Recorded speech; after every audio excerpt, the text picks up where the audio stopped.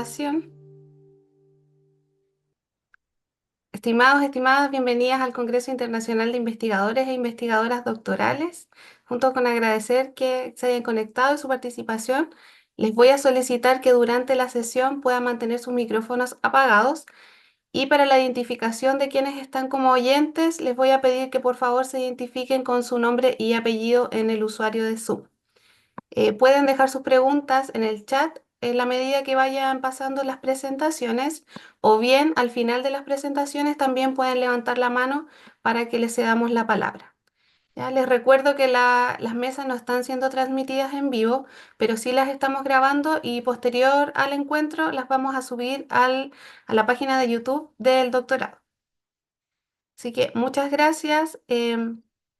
Nos acompaña hoy como moderador de la mesa Manuel Damer, de la Pontificia Universidad Católica del Perú, sociólogo, académico del Departamento de Ciencias Sociales. Así que le doy la bienvenida a Manuel. Muchas gracias por acompañarnos y por hacerte parte de este encuentro, para que puedas ahí también tú moderar la mesa y cualquier cosa más técnica, aquí estamos para apoyar. Buenísimo, gracias, Angélica. Bueno, vamos a dar inicio a esta que es la cuarta mesa sobre estudios de dinámicas urbanas.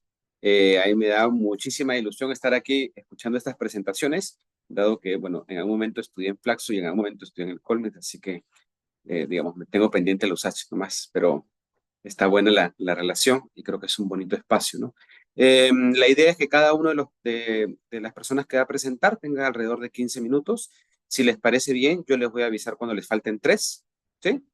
Es un poco invasivo el Zoom, ¿no? Esto de interrumpir, pero de repente es una forma para manejarnos los tiempos y luego tener un espacio para conversar y hacernos preguntas y también interactuar también un poquito, ¿no? En el programa tenemos 4 presentaciones. De Claudia Pérez Bravo, del doctorado de Estudios Americanos sobre individuación y sociabilidad en barrios comerciales, tradicionales populares. El de Darío Toscano Torres, del doctorado de Desarrollo Territorial de Flaxo, Ecuador, sobre sacrificio y residualidad. El de Diana Torres Obregón, del doctorado en Sociología en la PUC, la Ciudad de la Eterna Esperanza. Y Francisco Ramírez Crespo, del doctorado en Ciencia Social del Colmex, con la etnografía de la planeación urbana en la Ciudad de México. Yo lo que les pido, les voy a tener que pedir un favor. Diana me comentó que tenía unos problemas de internet, entonces, y que ahorita le está funcionando perfecto, así que les pido que podamos modificar un poco el orden y que ella pueda ir primero, y luego seguimos en el mismo orden que está en el programa, ¿sí? Espero que eso no sea de incomodidad de nadie y les agradezco la disposición. Entonces, Diana Torres, iniciamos contigo y tendrías tus 15 minutos. Y muchas gracias a todos y todas por entender y por estar hoy día también aquí. Voy a intentar compartir la pantalla a ver si funciona.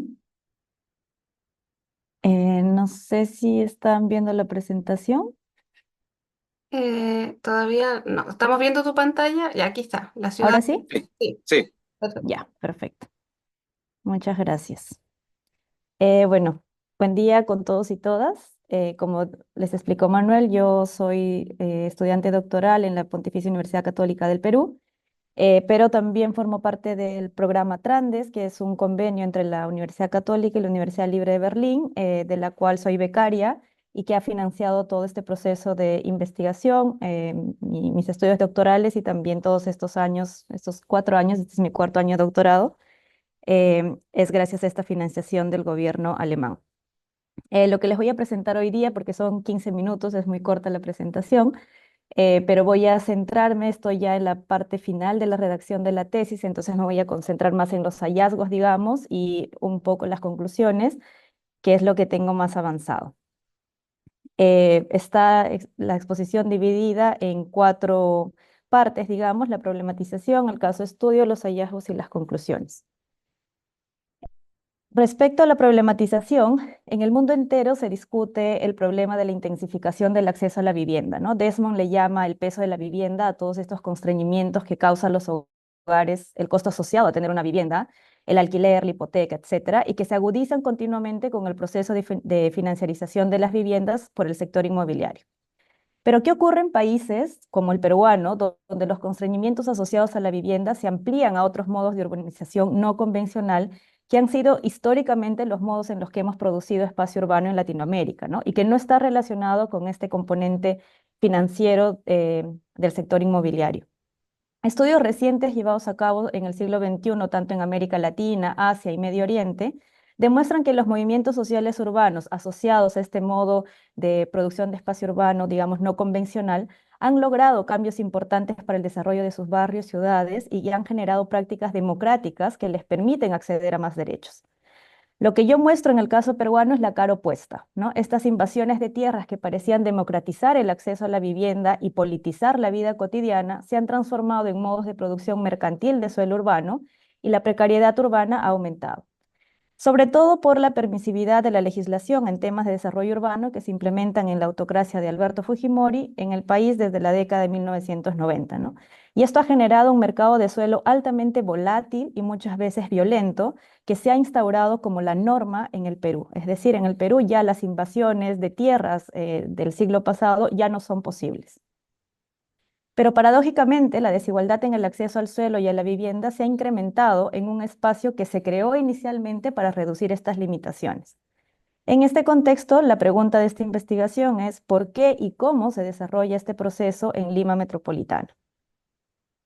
En este contexto me enfoco en cómo se reproducen los mecanismos de desigualdad en el tiempo y a una escala intragrupos sociales, es decir, paso de la pregunta que Larissa Adler planteó en los 70 sobre cómo sobreviven los marginados a qué estrategias adoptan para intentar construir una vida digna en este contexto, ¿no? O lo que Fitoussi y Rosan Balón denominan las desigualdades dinámicas frente a la inexistencia de estudios similares en el caso peruano, ¿no? Y el aporte mayor a los debates sociológicos sobre cómo ocurren las desigualdades a una escala micro y mesosocial intragrupos sociales.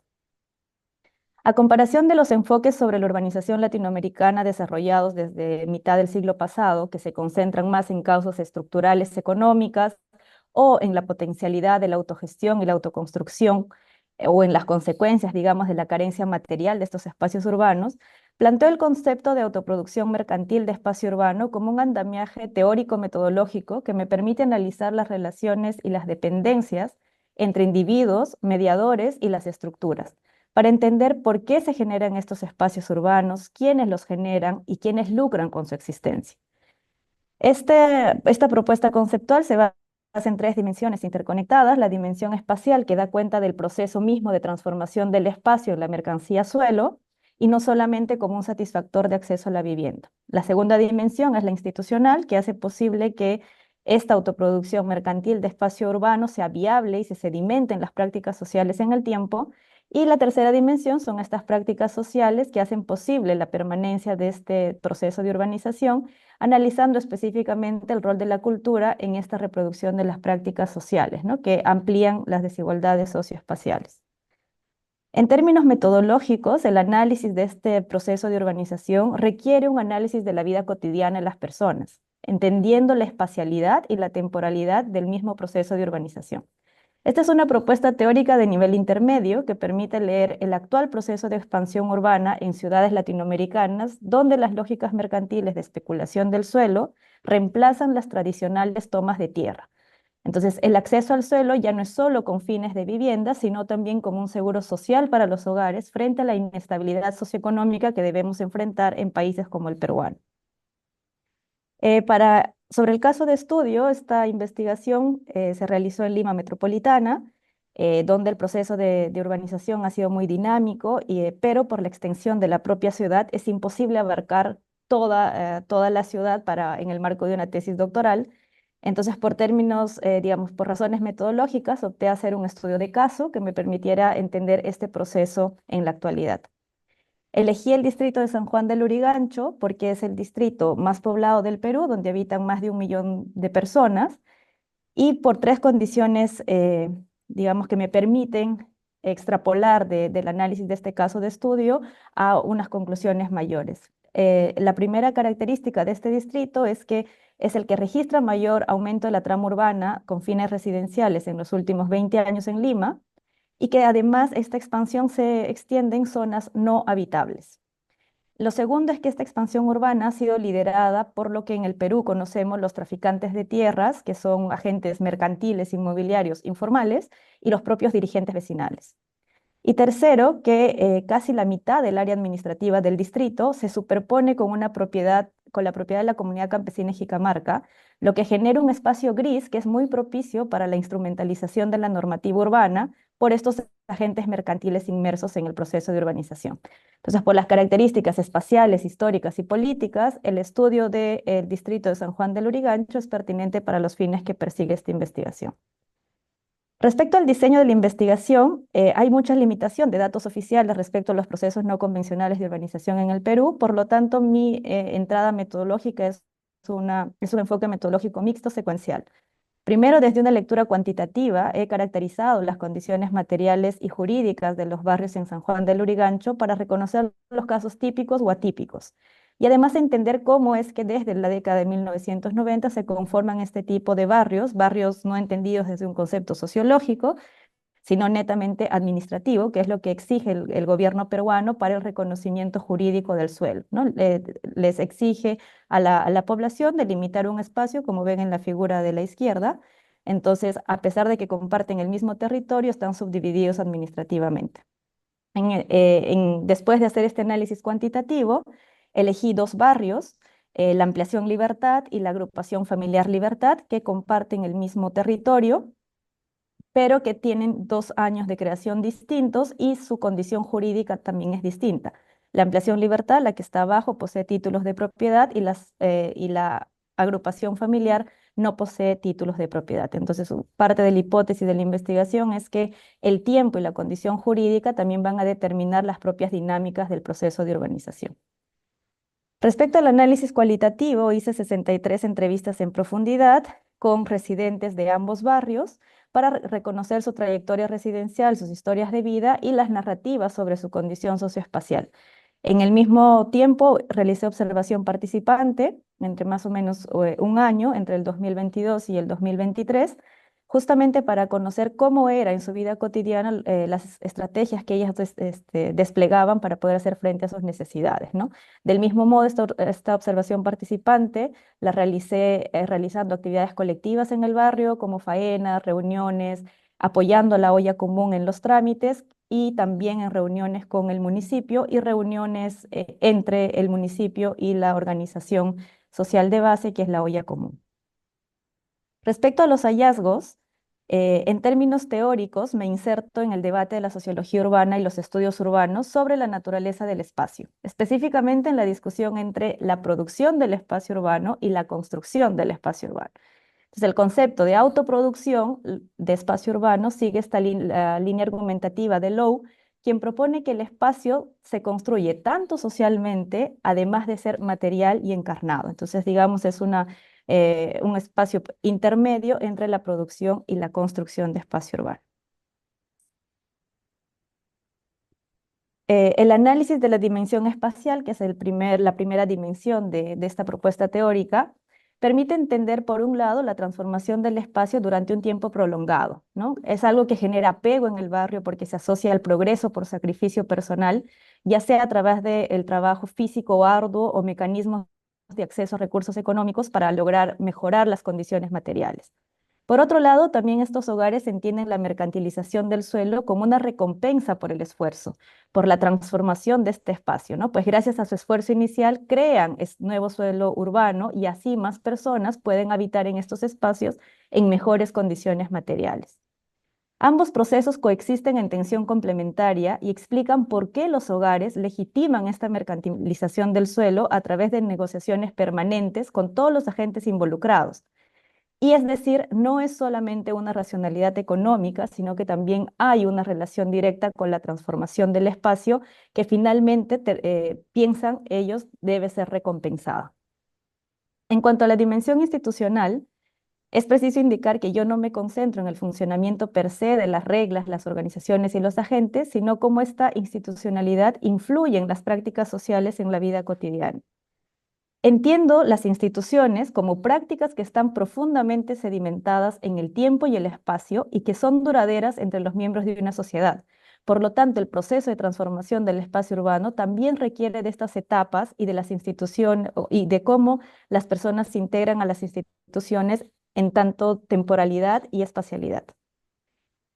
Es decir, este es un estudio sobre cómo funciona el Estado en sus distintas escalas y la institucionalidad que permite la existencia y la permanencia de este modo de producción de espacio urbano, lo cual sugiere la existencia de más agentes y organizaciones además del aparato estatal. Yo entiendo que los hogares aumentan la tolerancia a las dinámicas entre el aparato estatal, como el clientelismo político, la corrupción de funcionarios públicos, y los actores también que brindan servicios complementarios. Es decir, hay una instancia intermedia entre el Estado y la población que permite sostener estas dinámicas mercantiles. Y en concordancia con planteamientos de Gretchen y Levinsky, así como Dargent, los datos empíricos que recojo en el trabajo de campo, propongo que haya una institucionalidad híbrida que se sustente en la actuación sinérgica entre el Estado y las instituciones formales, las instituciones informales intermedias que coadyuvan a las instituciones formales y las prácticas sociales que se asientan en un universo complejo de acciones y representaciones, no solamente individuales, sino también colectivas que están arraigadas territorialmente. Diana, Finalmente, disculpa, quedan sí, tres tres. minutos. Sí, ahí termino. Respecto a las prácticas sociales, esta institucionalidad híbrida que he descrito, para que se sostenga en el tiempo requiere sedimentarse en prácticas sociales, sobre todo en el siglo XXI, ¿no? Donde a pesar del crecimiento económico sostenido de muchos países latinoamericanos, estas áreas urbanas autoproducidas no desaparecen, ¿no? Una paradoja que Gagó plantea como un neoliberalismo desde abajo, ¿no? Donde se reproducen esquemas de desposesión y explotación. Rápidamente lo que analizo acá es cómo las narrativas que tienen las personas sobre su propia historia de vida, del pasado, del presente y del futuro, terminan transformándose en estrategias que tienen que ver, están relacionadas con el tiempo de permanencia en el barrio y de sus propias condiciones materiales, ¿no? Y a partir de estas estrategias, entonces hacen frente a sus necesidades específicas. Como tengo muy poco tiempo, voy a pasar rápidamente las conclusiones. Lo que muestro en este trabajo es que no se puede mirar las prácticas sociales solo como insurgencias o respuestas contenciosas, porque en realidad son estrategias de sobrevivencia bajo un sistema institucional híbrido que opera de manera sigiliosa para crear más dependencia en los hogares, ¿no? Lo que amplía el debate sobre los procesos de urbanización contemporáneos, donde no se registran insurgencias ciudadanas, sino por el contrario, se ha despolitizado la vida cotidiana. Finalmente, las conclusiones de este trabajo tienen que ver con que las relaciones mercantiles y las disputas por el espacio son ahora centrales en la vida cotidiana de los hogares, ¿no? Entonces, el mismo suelo se vuelve un producto y un productor de las desigualdades socioespaciales. Pongo en cuestión la actuación del Estado al decir que no es solamente el aparato estatal el que tiene injerencia en estos espacios o como algunos políticos y digamos como discursos de comunicación en el Perú indican que el Estado no está presente. Todo lo contrario, sí está presente, pero a través de organizaciones intermedias que han creado toda una industria para lucrar con las necesidades de las personas en estos espacios, ¿no? Y finalmente el aporte sociológico en dos discusiones, que es la importancia de la dimensión espacial en las relaciones sociales en espacios urbanos vulnerables y el tipo de lazos y redes sociales que se generan para afrontar estas situaciones de carencia y de necesidad. Eso sería todo. Gracias. Muchas gracias, Diana. Te felicitamos por la presentación y por el cumplimiento exacto de los tiempos. Muchas gracias. Pasamos a la siguiente. Al final vendrán las preguntas y seguimos con la presentación de Claudia Pérez. Ya, súper, muchas gracias. Voy a compartir.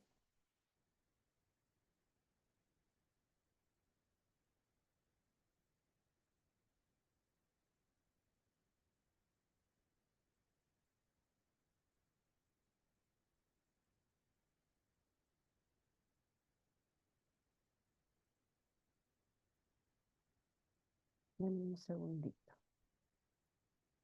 Sí se ve, ¿verdad? Perfecto. Perfecto, súper. Bueno, mi presentación es a partir de uno de los resultados de mi tesis doctoral, ¿verdad? Que tiene que ver entonces con la sociabilidad y la expansión del temor. Mi tesis lleva el nombre de Individuación y Sociabilidad en los barrios comerciales tradicionales populares de Santiago de Chile y Buenos Aires, Argentina. Bueno, el objetivo principal de la tesis es contrastar y comprender, ¿verdad?, los efectos que los procesos de individuación, esto de hacerse cargo uno mismo por los distintos riesgos sociales, ¿verdad?, que existen, implica efectos específicos en las sociabilidades reconociendo las diferencias temporales. En mi caso, yo realizo un estudio comparativo entre un barrio chileno y un barrio argentino, ¿sí? Y la idea es entonces ver cuáles son los cambios en la sociabilidad y para eso entonces regreso un poco al pasado a ver cómo era esa sociabilidad y también hago el contraste con el actual, ¿sí? Bueno, como para situar un poco la conversación, lo primero que me gustaría como entrar es que la sociabilidad, ¿verdad?, es un concepto de difícil delimitación porque es aquella práctica, ¿verdad?, entre los individuos que tiene que ver con esta disposición al estar juntos. Entonces, esta definición que es un poco como muy teórica, ¿verdad?, como con pocos contenidos, de alguna manera no se encuentra como en grandes cuerpos de teóricos, ¿verdad? Pero sí encontramos entonces que la sociabilidad en el caso, por ejemplo, de Simmel, quien fue uno de los pioneros en definirla, lo va a comprender que tiene una dimensión relacional, que es esta disposición espontánea y natural del individuo al encuentro y que esta interacción supone cierta igualdad y reciprocidad en el encuentro. Además de eso, lo que él va a plantear es que la sociabilidad trata de un régimen de interacción que moviliza, ¿verdad?, las distancias y la proximidad y que estas pueden tener gradientes, ¿verdad?, en cuanto a que pueden expresar niveles de simpatía, de indiferencia, adversión. Y este autor también construye una tipología en relación a que existe una sociabilidad o estas formas de enlazamiento, ¿verdad?, que son producidas para otros, contra otros o frente a otros. Bueno, esta discusión en el tiempo, ¿verdad?, se fue abordando y en particular Lynn Loveland es una autora que recoge el trabajo de Simmel y va a situar entonces la sociabilidad en tres ámbitos. Se da tanto en el ámbito privado, que está básicamente caracterizado por los lazos de intimidad con el grupo primario. También se da en un ámbito parroquial, que es el que tiene relación, por ejemplo, con el barrio y estos espacios más bien de comunidad, ¿verdad?, de vecinos conocidos, donde efectivamente se producen encuentros que están sostenidos más bien por la habitualidad. Y también está este ámbito público donde lo principal o lo primordial es el encuentro entre extraños, entre quienes tienen muy poco conocimiento del otro y solamente pueden guiarse de alguna manera por algunas descripciones, algunas características quizás físicas y de vestimenta, por ejemplo, que los pueden situar. Entonces es importante esta noción de Loveland porque lo que nos dice es que la sociabilidad va a depender mucho del espacio donde está inscrito y ese espacio no es solamente físico, sino también es un espacio social. Ese espacio que es social texturiza, ¿verdad?, estas relaciones y hace que al final y al cabo nosotros tengamos que enfrentarnos a un encuentro, ¿verdad?, poniendo en ejecución una gramática de acción. Em, de alguna manera, esta idea de que existe una gramática de acción, un conjunto de competencias que son interactivas, ¿verdad?, proviene de Goffman, quien analiza, ¿verdad?, los encuentros cotidianos a partir de las distintas interacciones que se van dando en distintos campos específicos. Em, con respecto a esta sociabilidad que más bien está situada en el ámbito urbano, ¿verdad? En el espacio público, en el espacio de los diferentes y en el encuentro con el anónimo, la literatura se ha distinguido relaciones que son fugaces. Estos son encuentros que tienen una interacción, digamos, como transitoria, ¿verdad? Y se presentan de manera, puede ser habitual. Sin embargo, la interacción es muy acotada, muy específica. Y también han distinguido algunos autores como Morris y Snow que estas relaciones que no son ya fugaces, sino que también hay relaciones que son más bien ancladas. Y estas básicamente lo que hacen es producir interdependencias que son emocionales, ¿verdad? Que implican una interacción mucho más recurrente y que se desarrollan en el tiempo.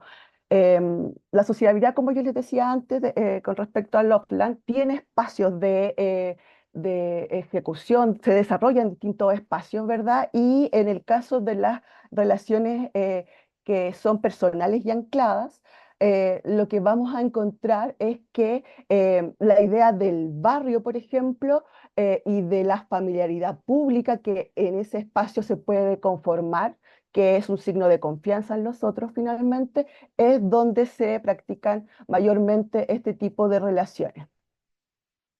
Bueno, la operacionalización de mi trabajo, ¿verdad? Observa la sociabilidad desde dos grandes dimensiones. Una de ellas, la dimensión pragmática, que busca analizar la manera en cómo se habita el espacio, ¿verdad? A partir de prácticas, formas de representación y de relación. Esto quiere decir entonces que estas prácticas, que son los usos recurrentes, ¿verdad? Las rutinas diarias y son de alguna manera observadas en el espacio y también son informadas por las personas que entrevisté, ¿verdad? Dando forma a una manera de habitar el espacio en específico. Y también, aparte de las prácticas, están las rutinas y las relaciones de cooperación y conflicto. Entonces, esta subdimensión que tiene que ver con el habitar el espacio está conformada por estas tres variables. La otra dimensión es la dimensión representacional, porque em, la investigación busca hacer este contraste que le decía yo entre sociabilidades, ¿verdad?, en barrios populares que son comerciales. Entonces, la representación de estos barrios que son muy antiguos tiene mucha prevalencia en cómo uno ejercita el habitar en el espacio. Entonces, este conjunto de ideas que son conformadas de manera colectiva, que le asignan a un barrio en particular, van a contribuir a que uno tenga una práctica en específico. Bueno, como les dije, es una investigación entre Chile y Argentina de barrios comerciales tradicionales populares, ¿verdad? Y solamente le voy a presentar los hallazgos, algunos hallazgos que tengo sobre Chile y en particular para poder decidir qué barrios comerciales tradicionales populares podía ir a observar, ¿verdad?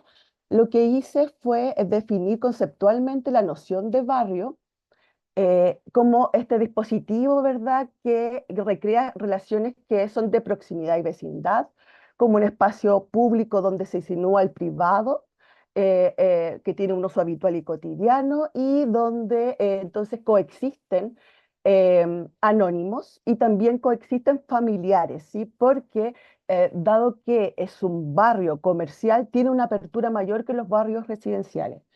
En el caso de la definición operacional, yo entonces distinguí que los barrios debían ser antiguos, que los espacios, en estos espacios deberían desarrollar actividades comerciales que fomenten un mercado diverso y también el uso de la calle como espacio público y que este mercado tuviese, ¿verdad?, la particularidad de preservar la atención, la copresencia por un lado y la atención de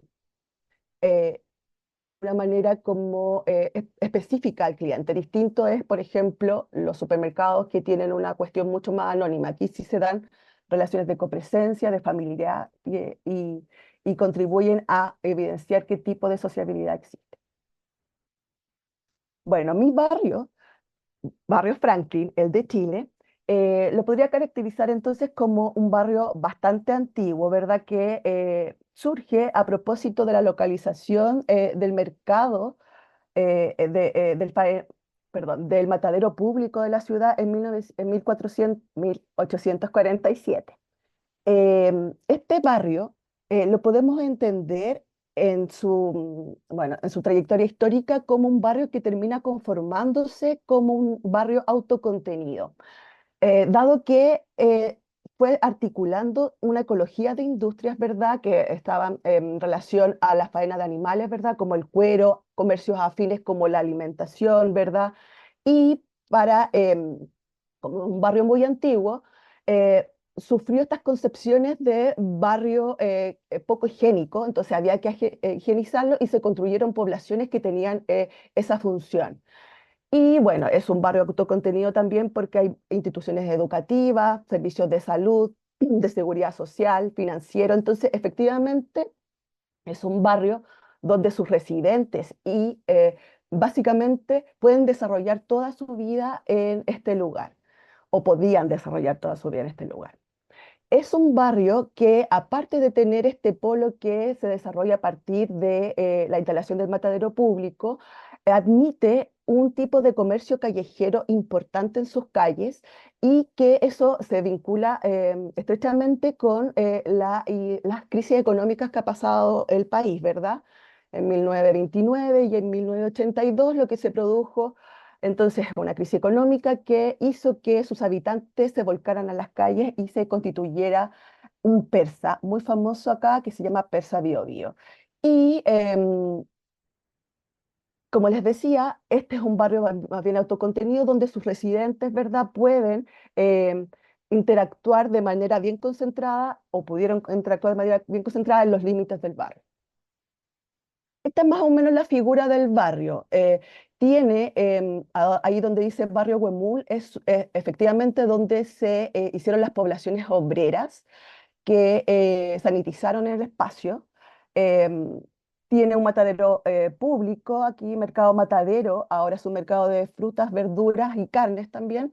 Y ahí es donde se faenan los animales, ¿verdad? Y tiene esta zona del Persa que es bastante grande, que se empezó a estructurar en torno a ciertos arquitecturas de industria, como por ejemplo curtiembre, ese tipo de cosas que en el 82 dejaron de funcionar y entonces se pusieron a vender estas personas, ¿verdad?, como comercio callejero.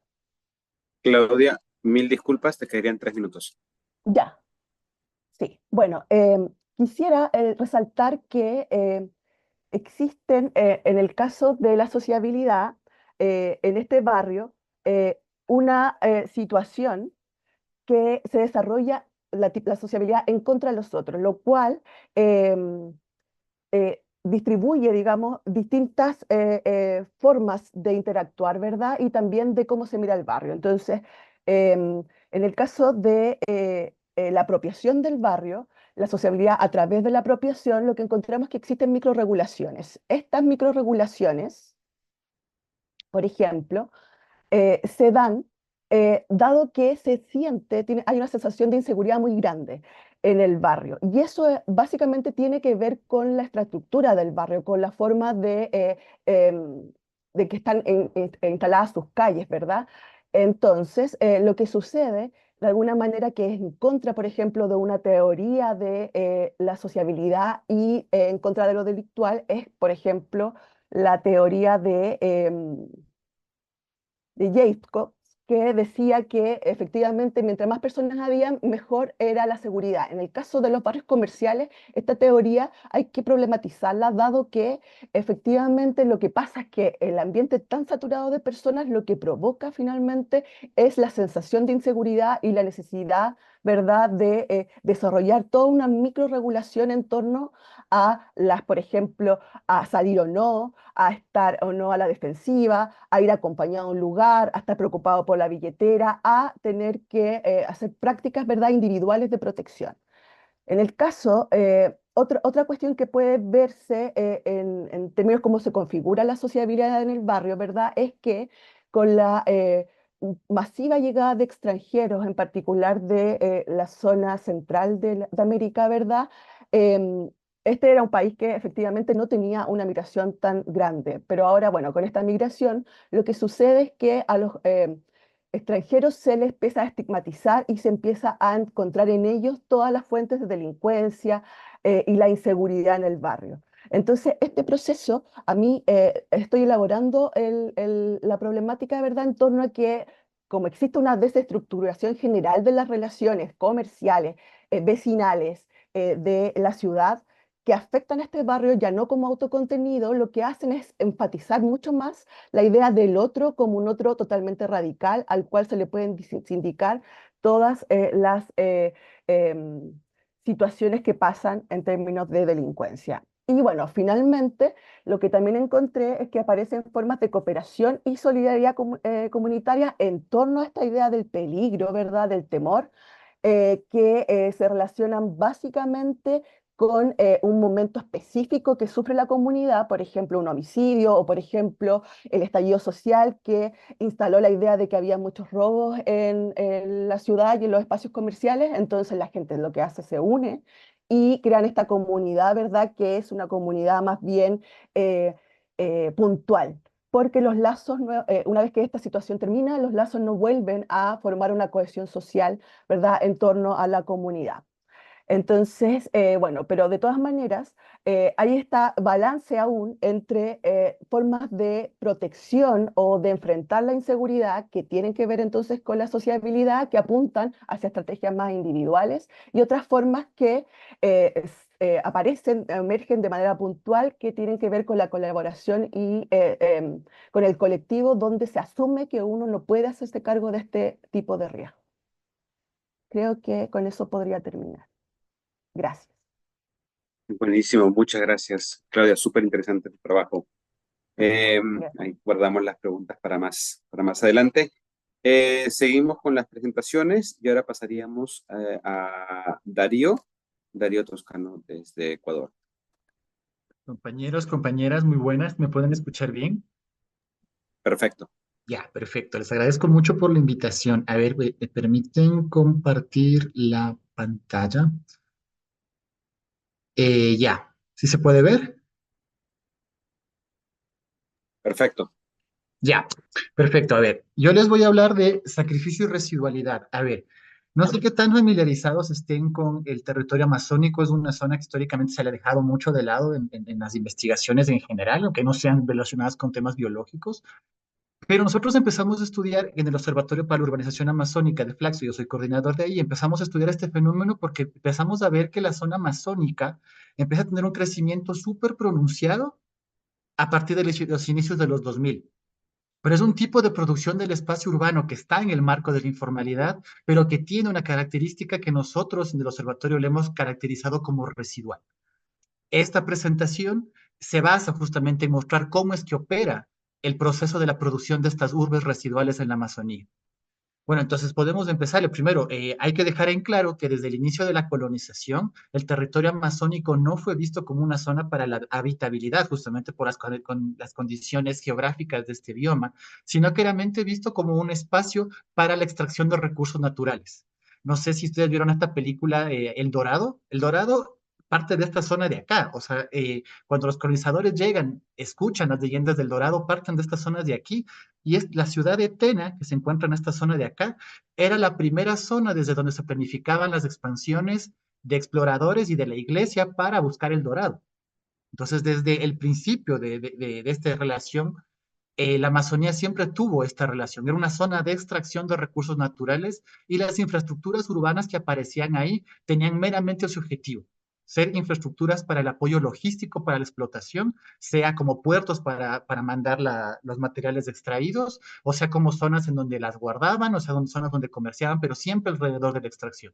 Entonces, ¿qué pasa? Ecuador, bueno, tuvo esta zona de aquí, era hasta los 1950 la única zona que fue urbanizada de la Amazonía, porque el plan era que se expandan para acá las misiones, ¿no? Las misiones en búsqueda de recursos naturales.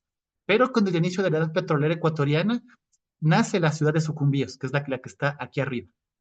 La ciudad de Sucumbíos de aquí nace, Quito está a esta altura más o menos, entonces nace Sucumbíos para la expansión petrolera. Y a partir de Sucumbíos, en este mapa podemos ver cómo, este es el mapa desde el 2020, ¿no? Cómo esta es la zona que mayores infraestructuras urbanas concentra. Pero claro, este tipo de infraestructura urbana no estaba pensado una vez más en la habitabilidad, sino meramente en la extracción de recursos. A esa extracción de recursos se le conoce como el sacrificio territorial. Sacrificio territorial es cuando ustedes le despojan a un territorio de sus valores ambientales, económicos, sociales, para servir a los propósitos del desarrollo nacional. Esa es la idea de los territorios de sacrificio. Entonces, todas estas zonas de extracción eran zonas de sacrificio. Nosotros, para 2014 terminamos la era petrolera ecuatoriana, que el petróleo fue el eje del desarrollo económico del Ecuador, y empezamos la era minera, porque el petróleo se está agotando. Entonces, en este giro neoliberal que se necesita cada vez más recursos naturales, principalmente mineros para el desarrollo tecnológico, la Amazonía, no solo la Amazonía ecuatoriana, toda la Amazonía de Brasil, Perú, Colombia, Bolivia, empieza a tomar esta dinámica, empieza a haber una expansión urbana enorme alrededor de las zonas extractivas. Justamente son todos los puntitos de color azul, amarillo, verde, que son pequeños puntos urbanos que están naciendo en todos estos territorios. Y todos estos territorios, como vemos en el cuadro de la derecha, están asociados a zonas mineras y petroleras. En la zona norte petroleras, en la zona centro-sur mineras. Nosotros vamos a enfocarnos en la zona de Tena para explicar este fenómeno de la urbanización residual. A ver, como podemos ver aquí, a ver, ¿cuál es la idea de cómo opera este tema de la urbanización residual? Permíteme mover un poco esto que me está estorbando. Ya, ¿cómo es que opera esta urbanización residual? En el lado de la izquierda podemos ver las zonas mineras activas en este momento en el Ecuador, y justamente en estas zonas, como en este gráfico de acá podemos ver, son justo las zonas en donde está habiendo esta expansión de las zonas urbanas residuales. ¿Qué entendemos por esta zona urbana residual? En el gráfico de la derecha tenemos al principio la selva amazónica, ¿no es cierto? Esta selva, como le tenemos la idea de los bosques, ríos, animales. Esta foto es de la zona del Tena, que al Tena le han vendido desde los municipios como una zona turística, y esta es una de las fotografías que el municipio del Tena utiliza para promover los servicios turísticos aquí. Pero ¿qué es lo que pasa? Dado que estas zonas mineras, estas son las zonas amazónicas, están destinados a la explotación minera, tenemos en el segundo momento un sacrificio territorial. ¿Qué pasa? Entran empresas mineras, depredan el territorio, pero depredan de una manera total. O sea, justamente si ves la imagen que tenemos ahí, es una imagen real de la zona del Tena, en donde depredan el territorio, contaminan el agua, contaminan el suelo, contaminan el aire y dejan el territorio así, pelado, porque esa es la cuestión, eso es lo importante del sacrificio territorial en este sentido, es que destruye el medio ambiente y convierte en esta zona no apta para la habitabilidad. Específicamente en la zona del Tena, el principal problema que tienen, la zona del Tena es donde está la B aquí, esta parte de acá es donde está el Tena. Esta zona está muy vinculada con la minería de oro y la producción de minería de oro está muy vinculada con el uso de mercurio. Y este mercurio se va al agua y el agua se riega por todas las demás zonas, mata la tierra, mata a todos los animales. Entonces, ¿qué es lo que pasa? Tenemos este montón de zonas que son el eje del desarrollo urbano en la Amazonía. O sea, el sacrificio territorial es el eje del desarrollo urbano. ¿Por qué? Y aquí nacen las urbes residuales. Estamos en un espacio en donde no tienes productividad de nada, no tienes mayor intensividad agrícola. ¿Por qué? Porque es una zona de selva. No tienes mayores infraestructuras para poder acceder y proveer servicios turísticos, por ejemplo, sino que todo está desarrollado a partir de las infraestructuras extractivistas. Extractivismo puede ser petrolero, puede ser minero, puede ser madera, pero siempre es de esta imagen que les estoy mostrando. ¿Y qué es lo que sucede? Están entrando en un contexto en donde el desarrollo nacional gira alrededor de la minería, no hay mayores fuentes de empleo, no hay mayores fuentes de inversión. Entonces, tanto las poblaciones indígenas que viven en las zonas amazónicas como poblaciones migrantes migran hacia estos territorios de sacrificio. ¿Por qué? Porque hay dinero, porque hay inversión, porque hay empresas extranjeras que están contratando desde obreros, están contratando choferes, están contratando gente que les haga de comer, gente que venda herramientas, venda repuestos. ¿Y qué es lo que pasa? Surge lo que nosotros denominamos urbanización residual, que es la última imagen al lado derecho. Son estos espacios que surgen únicamente por el dinamismo extractivista, por la economía extractiva. Estos espacios surgen, las personas empiezan a ocupar zonas que están contaminadas, zonas que están depredadas, zonas en donde no tienen ningún tipo de servicio, ni servicios básicos, ni infraestructuras para la habitabilidad, sino que estas personas empiezan a vivir de los residuos, tanto materiales como económicos, de la actividad extractiva. Justamente por eso es la idea esta de urbanización residual. Es un tipo dentro del marco de la informalidad, de la producción informal del espacio urbano. Este tipo de producción residual se da en este tipo de espacios. Se da en estas zonas en donde no tienes otra opción para generar mecanismos de desarrollo. Vamos aquí a trabajar justamente esta parte. ¿Cuáles son las problemáticas de esta histórica forma de urbanizar la Amazonía? Primero que, claro, el sacrificio territorial amazónico se justifica por el desarrollo nacional. Esto es un tema que está muy complicado porque, claro, en un contexto donde los ODS te demandan un desarrollo territorial, desarrollo económico, desarrollo productivo que esté acorde a la protección ambiental, el Ecuador está consumiendo su principal activo ecológico, que es la Amazonía, para poder conseguir eso. Entonces, como que choca esta visión ecologista del Estado con la constitución del buen vivir y todo, choca con esta percepción del desarrollo sostenible y la materialización de ese desarrollo que depende de sacrificar el mayor activo ecológico de América Latina, que es el territorio amazónico.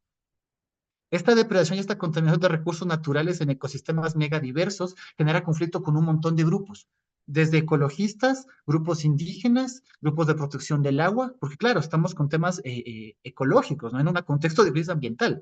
El tema ecológico es un activo que tenemos que proteger y justamente se está sacrificando. Entonces esto genera un montón de problemas. ¿Qué pasa? Que estas poblaciones indígenas, inmigrantes, habitan zonas sacrificadas, zonas que no tienen las condiciones para la habitabilidad y que de hecho hay muchísimos problemas asociados con problemas de salud. En la zona del Tena específicamente es mucho cáncer, hay muchísimo cáncer infantil asociado con niños que están tomando agua con mercurio.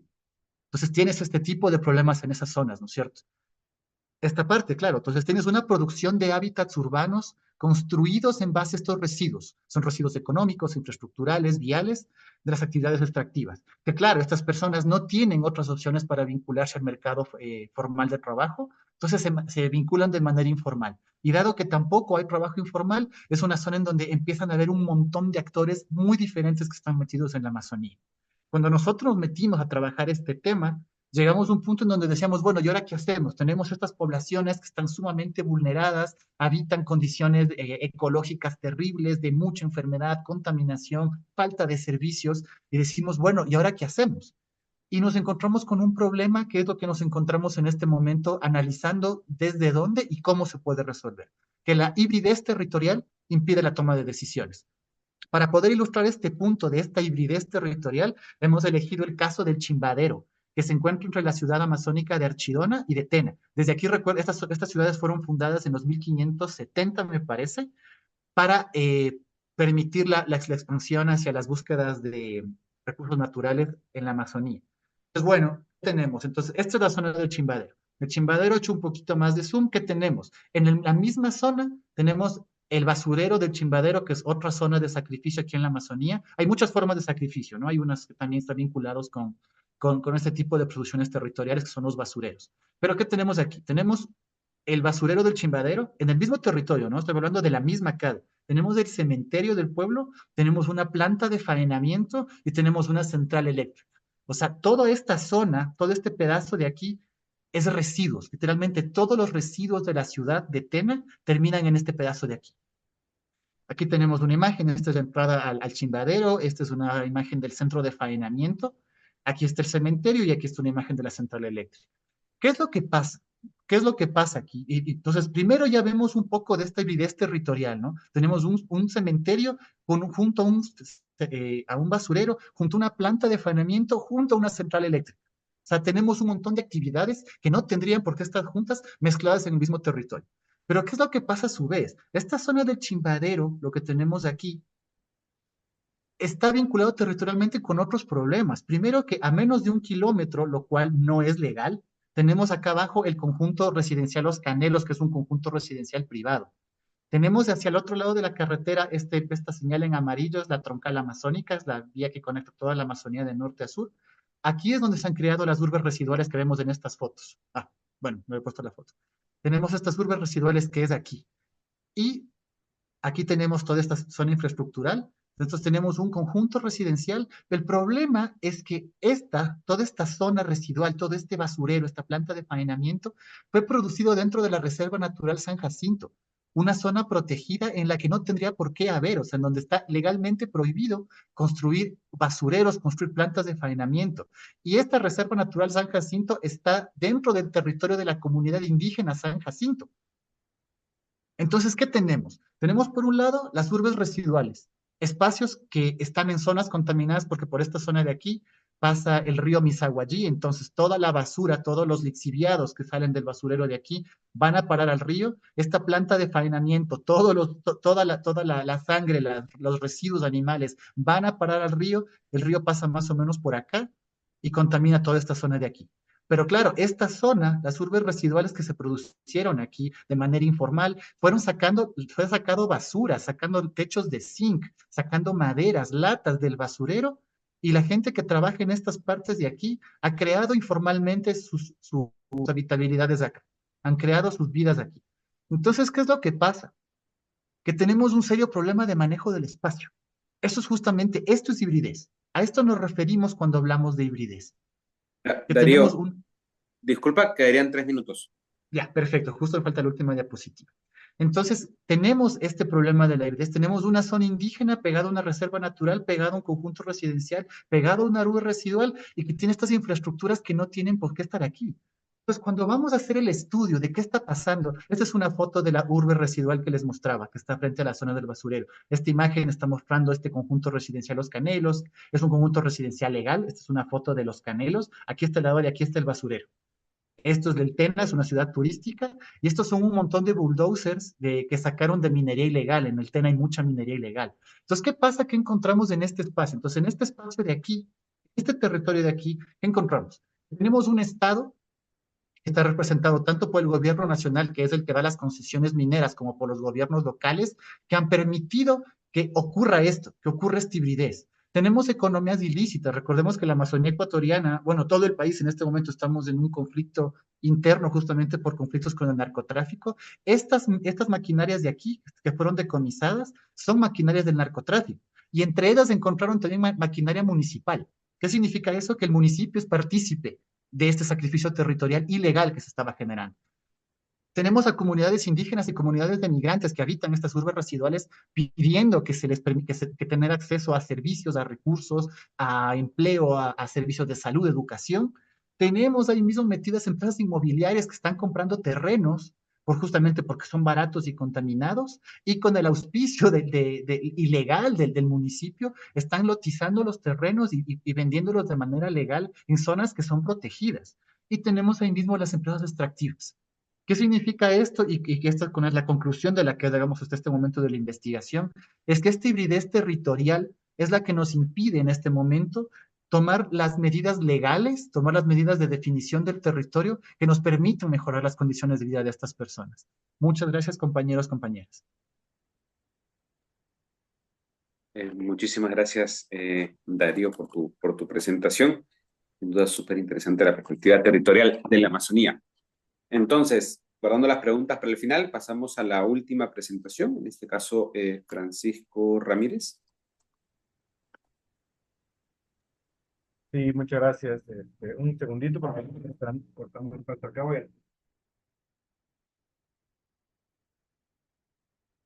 Están aquí, están del paso. Pues muchas gracias por estar aquí. Gracias por la introducción, Manuel. Un saludo a mis colegas.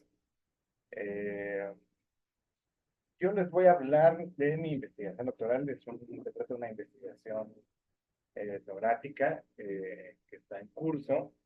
Que busca explorar las maneras en las que un grupo de funcionarios del gobierno de la Ciudad de México busca poner en marcha una agenda de transformación social de carácter progresista a través de política, del impulso a políticas públicas de movimiento a la vivienda, de mejoramiento de espacios públicos. Voy a intentar hablar un poco más alto porque tiene acá que se escuche un poco bajo. Bueno. Entonces, se trata de un grupo de planificadores urbanos, funcionarios del gobierno de la Ciudad de México que busca poner en marcha esta agenda de transformación social a través de políticas públicas de fomento a la vivienda, de mejoramiento de espacios públicos, de la correcta dictaminación de proyectos inmobiliarios. Manuel, ¿lo ves? Sí, Ah, ya te escucho mejor. Muy bien. Desde el trabajo, mi investigación está basada en un trabajo de campo en la Secretaría de Desarrollo Urbano y Vivienda de la Ciudad de México, que es la secretaría que se encarga de la planificación precisamente en la ciudad, del ordenamiento territorial, de diseñar la política urbana y de diseñar los instrumentos que orientan la planificación y el ordenamiento territorial de la ciudad. Hice trabajo de campo en esta secretaría alrededor de 1 año y medio. Concluí el trabajo de campo en diciembre de 2023 y ahora estoy en la fase de escritura de la investigación de la tesis propiamente.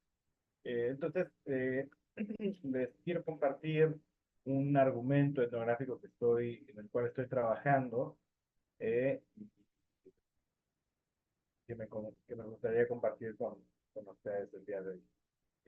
Antes de eso, pues, quisiera hablar un poco acerca de lo que hace la CEDUBI cotidianamente, eh, digamos, además de sus funciones propiamente de planificación. Desde 2018, eh, esta secretaría, los funcionarios de esta secretaría son eh, afines al proyecto político de la Cuarta Transformación, es decir, del gobierno que está ahora eh, federal y a nivel local, y bueno, han buscado detectar esta serie de políticas que buscan incluir a sectores populares previamente excluidos de los sistemas de bienestar y buscan eh,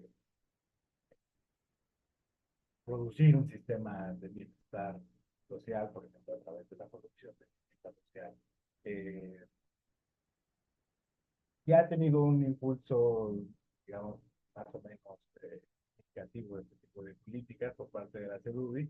Recientemente anunciaron un programa de vivienda en renta para jóvenes, que se supone que va a ser un programa de vivienda asequible. También hicieron algunas modificaciones al Código Civil para establecer topes al aumento de la renta, del precio de los alquileres, y han construido diversos proyectos de vivienda social alrededor de la ciudad. Por ejemplo, había un proyecto, un campamento en una zona empobrecida de la Ciudad de México, que se llamaba popularmente la Ciudad Perdida.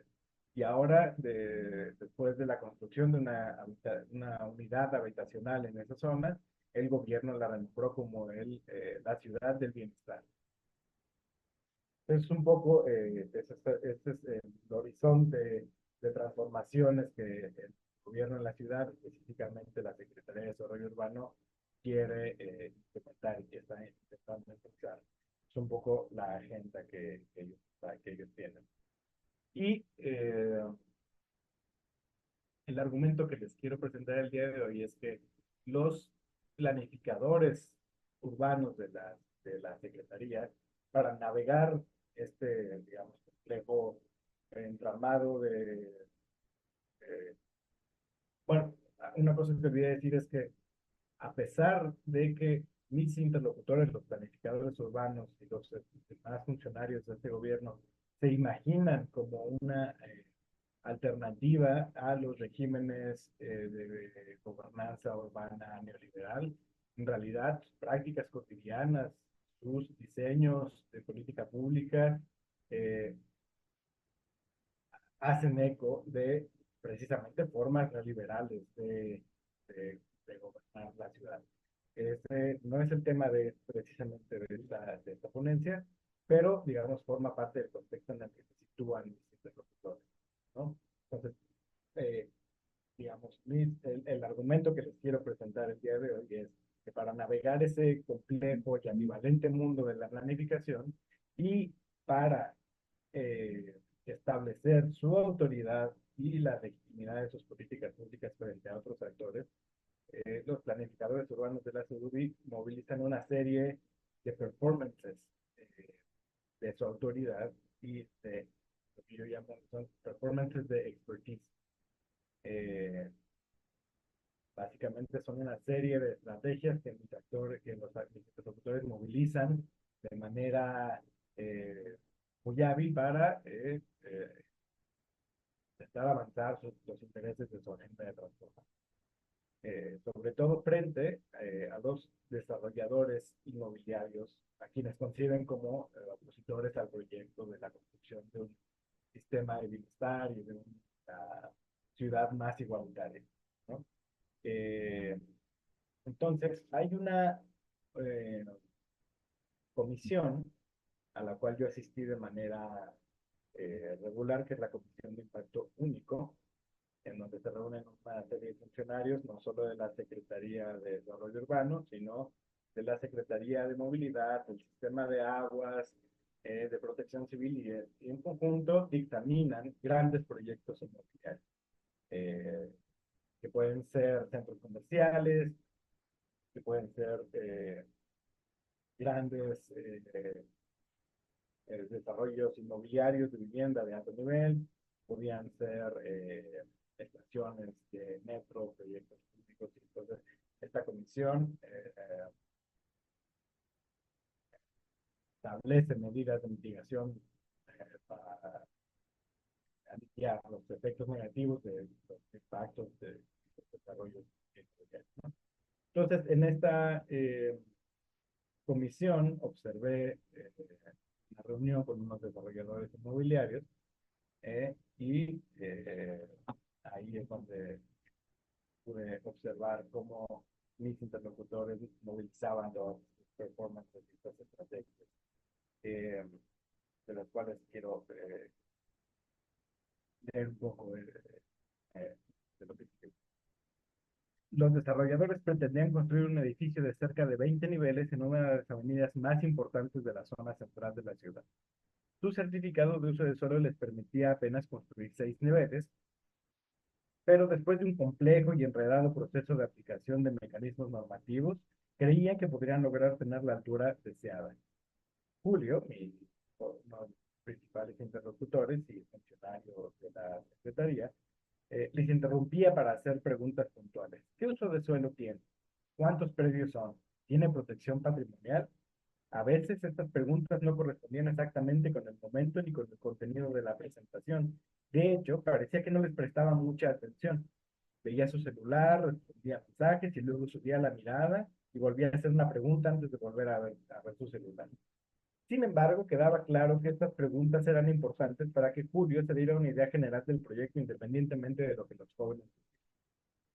La exposición continuó, pero luego de un momento, el funcionario tomó una llamada y salió de la junta en medio de la conversación y tuve que quedarme a cargo. Yo no tenía idea de qué hacer o qué decir, pero por fortuna Julio regresó un minuto después y retomó la conversación. Estábamos intentando precisar la ubicación del desarrollo inmobiliario cuando nos dimos cuenta de que en la misma cuadra había un edificio famoso por su lujo a mediados del siglo pasado, pero que ahora se encuentra en desuso y que ahora está invadido por un grupo de personas que tienen problemas de acceso a la vivienda. Julio habló con mucho detalle de la historia del edificio y de los retos que representaba. También habló de las intenciones que el gobierno tenía para rescatarlo y de los problemas de financiamiento público para hacerlo. Ha sido de los pocos temas en los que les he expresado mis dudas a la jefa de gobierno. Normalmente solucionamos, pero aquí sí está complejo. Se los comento porque está en la misma manzana que su proyecto. Finalmente, los jóvenes, los desarrolladores inmobiliarios, llegaron al final de su presentación y pusieron un render en la pantalla y dijeron, así es como quedaría el proyecto. Pero Julio tomó la palabra y comenzó a darle sus observaciones y les dijo, bueno, el proyecto es muy bueno en términos arquitectónicos, preserva de manera interesante el edificio patrimonial y es un muy buen proyecto, pero queda duda de lo que es posible normativamente. También hay que considerar una serie de factores como la dinámica habitacional y vecinal, donde hay una compleja oposición vecinal a proyectos inmobiliarios. También hay que tomar en cuenta que el encarecimiento urbano y la gentrificación son una realidad y que son aspectos que no pueden obviarse en el proyecto. A los vecinos les preocupa y considero que es una preocupación con absoluta legitimidad que su calidad de vida e incluso su permanencia misma esté en riesgo. Los jóvenes escuchaban y asistían. Sí, totalmente de acuerdo. Al final, Julio, nuestro tutor, pues básicamente rechazó su propuesta y solo les dijo que iban a revisar el caso porque era complejo. Atestigué situaciones como esta en múltiples ocasiones Y luego de un tiempo quedó claro para mí que en este tipo de encuentros, los funcionarios como Julio ponían en acto su experticia con el objetivo de avanzar los intereses de la agenda de transformación del gobierno local del que forman parte. Estos performances no deben ser entendidos como una mera hipocresía. La mayoría de quienes ejercían los puestos públicos en la Secretaría estaban convencidos de que las desigualdades sociales y los problemas urbanos, como la gentrificación y el encarecimiento urbano, eran una realidad y que el Estado, a través de las funciones que ellos encarnaban, debía jugar un papel primordial para resolver. Por el contrario, estos performances deben ser entendidos como un conjunto de muy diversas prácticas y lenguajes que estos actores movilizaban estratégicamente en su trabajo cotidiano para convencer, legitimar, respaldar y dotar de rigurosidad técnica sus políticas. Estos performances, como dije hace un momento, abarcan un amplio abanico de posibilidades y se van articulando dependiendo de la situación particular. Pueden incluir aspectos como el uso de ciertos códigos lingüísticos, la apelación a conocimientos y conceptos especializados, el uso de fórmulas matemáticas, la realización de comités, etc. Los funcionarios de la SEDUBI realizaban estos performances de experticia estratégicamente para navegar el complejo y paradójico mundo de la planificación urbana y la gobernanza del espacio urbano en la Ciudad de México. Al hacerlo, buscaban disciplinar los intereses de actores como los desarrolladores inmobiliarios, a quienes percibían como agentes codiciosos y corruptos, cuyo interés por la ciudad solo radicaba en la obtención de utilidad y rentabilidad. Francisco, disculpa, quedarían tres, por si acaso. Sí, voy cerrando. En muchos casos, los funcionarios desplegaban complejas habilidades y destrezas que les ayudaban a salir bien librados de situaciones como en las que describí. Tal era el caso de Julio, quien lograba navegar hábilmente estas situaciones y otras tantas. Por ejemplo, convenció a los miembros de un comité de monumentos históricos sobre la ubicación de la estructura, contuvo una manifestación que exigía soluciones a problemas de la vivienda y como esas otras situaciones.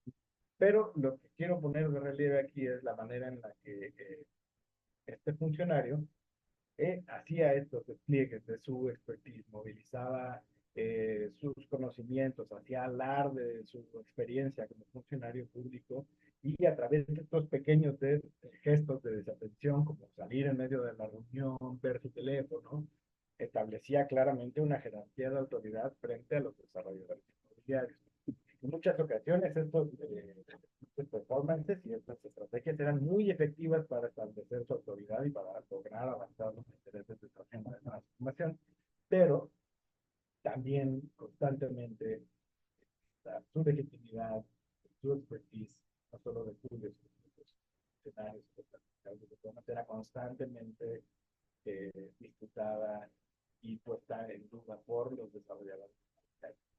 Y a veces, de manera también muy efectivas, lograban revertir estas jerarquías utilizando igual la relación con los expertos, haciendo alarde de su experiencia como desarrolladores inmobiliarios, es decir, estrategias muy similares y lograban efectivamente revertir las relaciones de jerarquía y de autoridad y les permitían a veces imponer sus intereses privados. Entonces, yo hasta aquí lo dejo para no pasar el tiempo y con gusto puedo contestar preguntas si hay algo. Les agradezco mucho la atención y una gracias por la invitación a participar en el congreso. Buenísimo, gracias Francisco y gracias por la presentación. Entonces entiendo de que ahora pasaremos a una pequeña ronda, porque no nos queda mucho tiempo, pero pequeña ronda de comentarios y recomendaciones y consejos y etcétera que pudiera haber de los que estamos aquí conectados. Entonces, bueno, antes de yo tomarme la palabra, me gustaría consultar si es que alguno de los presentes, las presentes, tiene algún comentario, duda, consejo.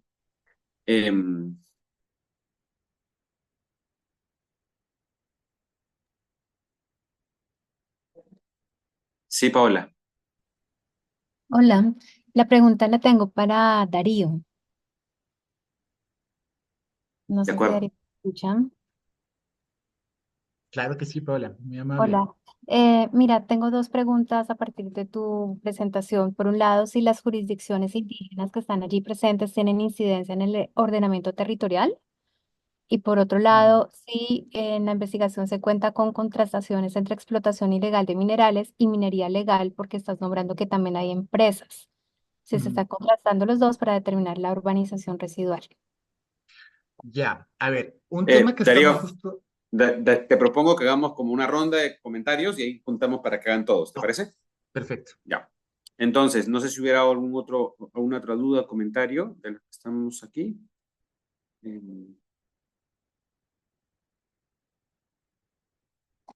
Yo tengo algunas consultas, digamos, que son transversales para todos, aprovechando, hasta que se animen los colegas. Digamos, creo que estoy seguro que tienen unos trabajos súper increíbles, gigantes, con una cantidad de información brutal, y me queda clarísimo de sus presentaciones. Sin embargo, me cuesta por momentos, digamos, entender más allá de los casos o de las especificidades, ¿no?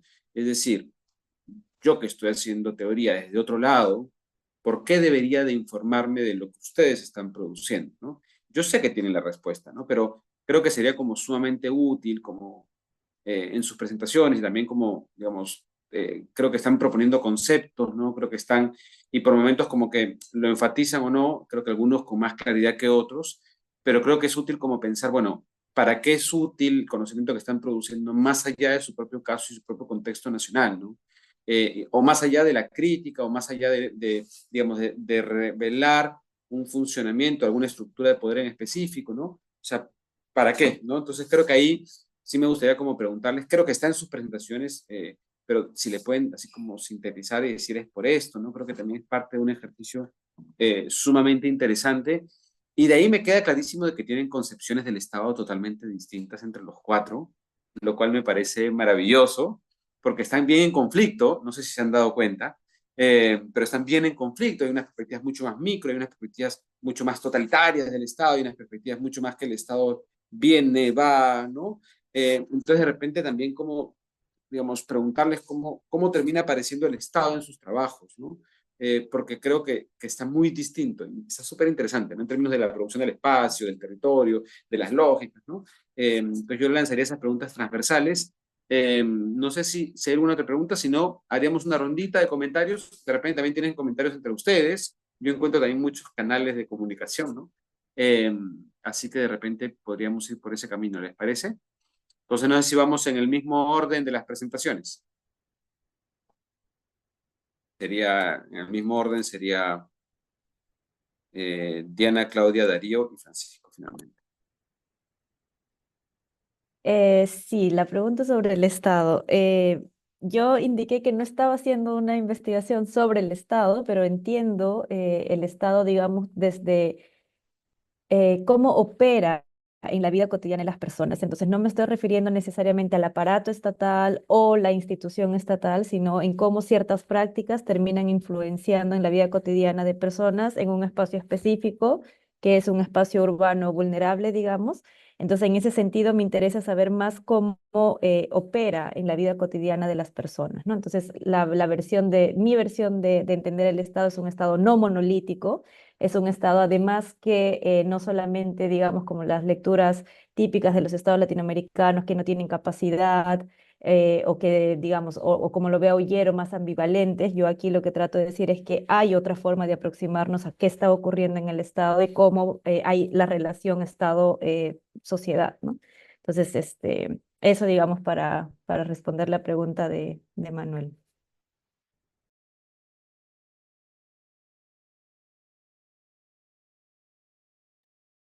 Claudia. Sí, bueno, yo creo que con respecto al Estado, me parece que en los territorios que yo investigo, em, hay cierta debilidad y básicamente tiene relación con que el espacio está muy privatizado porque efectivamente son lugares comerciales de particulares. Entonces, la posibilidad de llegar a gobernar ese espacio, ¿verdad?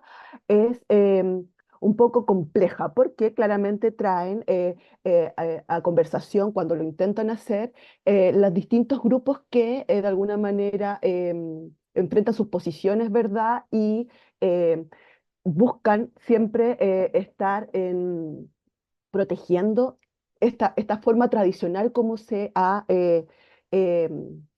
históricamente está construido este espacio, ¿no? Entonces, creo que el Estado tiene como poca presencia en términos de intervenir el espacio mismo, pero sí eventualmente podría tener presencia en poder llevar un poco más, de forma más clara el tema de la seguridad a partir del aparato estatal, ¿verdad? Del policial, porque efectivamente lo que se reconoce es que no existe, mejor dicho, que existió en algún momento un clima menos violento, de menos delincuencia, etcétera. Entonces, como que el Estado todavía está reaccionando con esto, todavía no lo logra.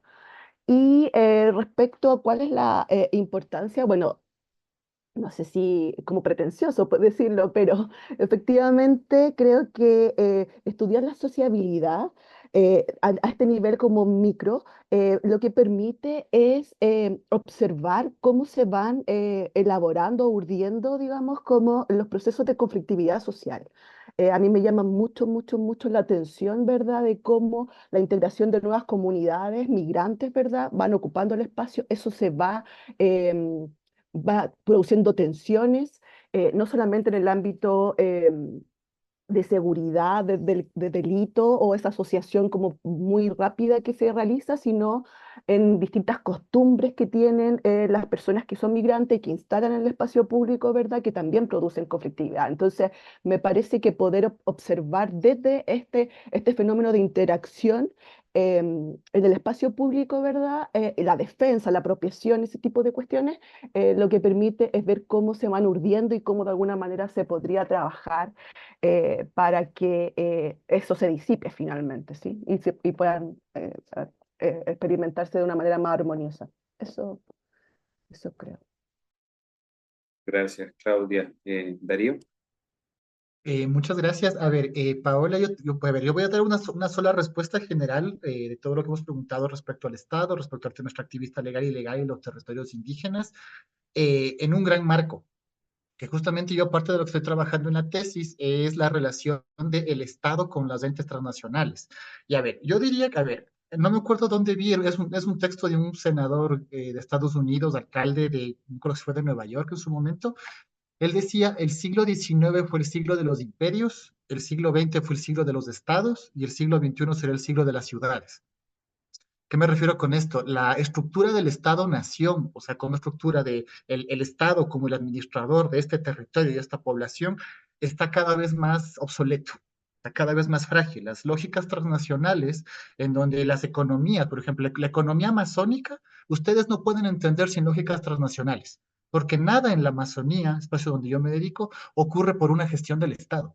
El Estado no tiene la plata, ningún Estado latinoamericano me parece que tiene la plata para poder gestionar las economías extractivas. El ámbito petrolero, minero, requiere una inversión de capitales tan grande que los estados no pueden hacer. Entonces son territorios que no están producidos por una gestión estatal, sino que están producidos específicamente por una gestión de inversionistas extranjeros en todos los ámbitos. No es una cuestión, yo también me peleo, como que está el capitalismo. No, no, o sea, no es capitalismo. Ahí hay chinos, hay japoneses, hay asiáticos, hay rusos, hay canadienses, o sea, todas las economías industriales funcionan de esta manera. No es una economía del capitalismo, sino es una economía basada en la industria. ¿Y qué es lo que pasa? La economía amazónica, justamente con esta, el Estado empezó como árbitro, empezó como, claro, el gestor del desarrollo, no tenía la plata, pasó a ser un árbitro del desarrollo que tenía que poner los lineamientos y todo, y ahora meramente se ha convertido en un sirviente de las transnacionales. El Estado simplemente se encarga de gestionar el papeleo y dar las concesiones territoriales para que puedan extraer.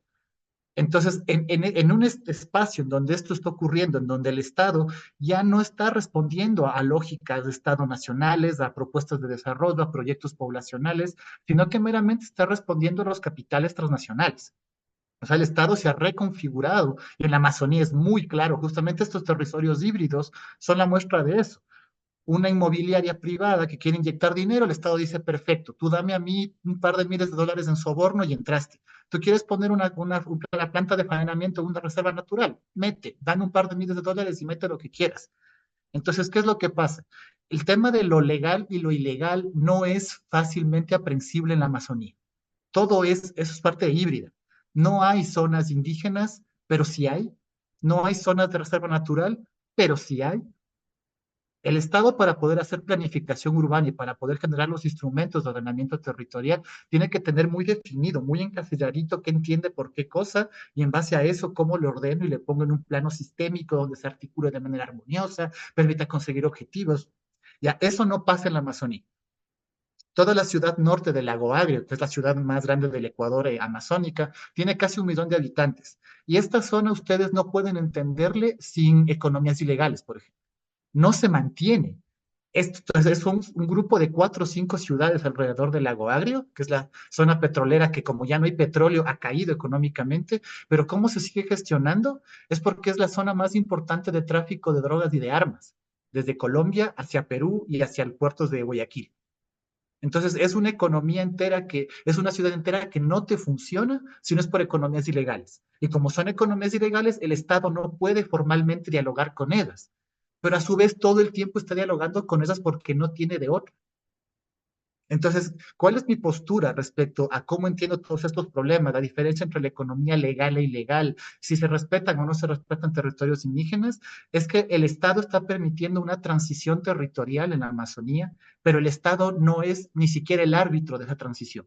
El Estado autorizó que se haga, pero no la está gestionando. Entonces, creo que el principal aporte respecto a eso es que pienso que el caso de la Amazonía nos está dando un ejemplo del colapso de la lógica del Estado-nación, para dar paso hay autores que le llaman las geografías transnacionales, en donde las empresas, no sé si ustedes han visto, en El Salvador se está creando en este momento, le llaman la ciudad de Elon Musk, que es una ciudad entera que va a funcionar, por ejemplo, en base a bitcoins, donde la economía entera ya funciona en base a bitcoins, no funciona ya en base a una economía integrada al proyecto nacional en economías globales, sino que en base a bitcoins. Entonces, la ciudad tiene dueño, tiene nombre y apellido, ya no es una ciudad del pueblo. Los que dicen esto, los que promueven esto de que se vaya rompiendo cada vez más la lógica del Estado-nación, buscan reemplazarles por personas que tienen nombre y apellido, que son corporaciones con nombre y apellido, que quieren ser dueñas del territorio. Eso es para mí lo que está pasando ahora. Gracias, Darío. Francisco. Sí, pues brevemente tendría que apuntar 3 cosas. Mi visión sobre el Estado, como está bien apuntaste, Manuel, es una visión en la que los burócratas, es una visión etnográfica, una visión en la que los burócratas no son aplicadores racionales de reglas, sino que son actores sociales insertos en tramas de identificación, que tienen prácticas cotidianas, que reproducen discursos ideológicos y que de manera cotidiana están ahí disputando la autoridad con otros ¿no? Con los desarrolladores inmobiliarios, ¿no?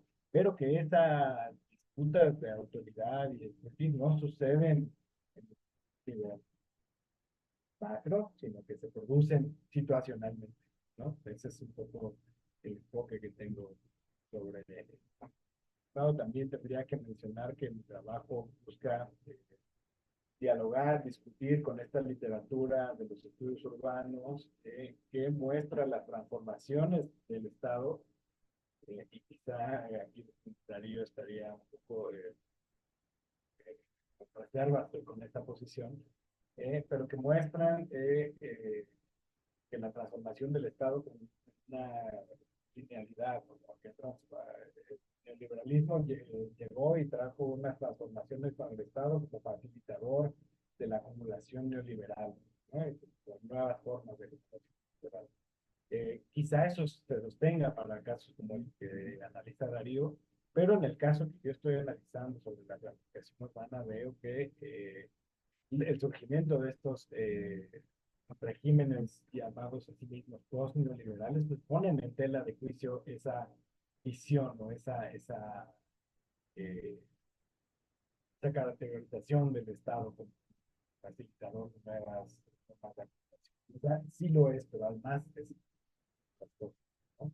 Entonces, mi trabajo es explorar demográficamente estas múltiples paradojas. Por un lado, mis interlocutores se imaginan unos futuros posibles que el Estado tiene la fuerza y la capacidad para establecer las políticas redistributivas, ¿no? que tanto anhelan, y al hacerlo movilizan una idea nostálgica del pasado fordista en la que quizá el estado de bienestar que hubo en la segunda mitad del siglo XX tampoco logró incorporar de manera universal a los sectores populares y a los sectores más empobrecidos, ¿no? Y por otro lado se imaginan como una superación al neoliberalismo y utilizan una serie de lenguajes y de prácticas que parece que van encaminadas ahí, pero al mismo tiempo reproducen y producen nuevas formas de gobernanza neoliberal o, o las reactivan, ¿no? Entonces, eso sería como postura al respecto. En realidad es una cosa ahí muy ambivalente y muy paradójica, ¿no?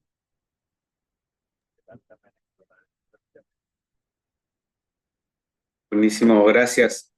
Bueno, creo que hemos tenido una excelente mesa, presentaciones, trabajos. Creo que aquí podríamos ir cerrando, ¿no, Angélica? Sí, muchas gracias, Manuel, por tu apoyo y muchas gracias a todos por sus presentaciones, muy interesantes. Nos vemos a las 4, tenemos otra mesa, así que por si se quieren conectar también de oyentes. Gracias, hasta luego. Muchas gracias por sus Compañeros, muy presentaciones. gentil. Muchas Gracias. gracias. Gracias. Chao. Muchas gracias. Muchas gracias.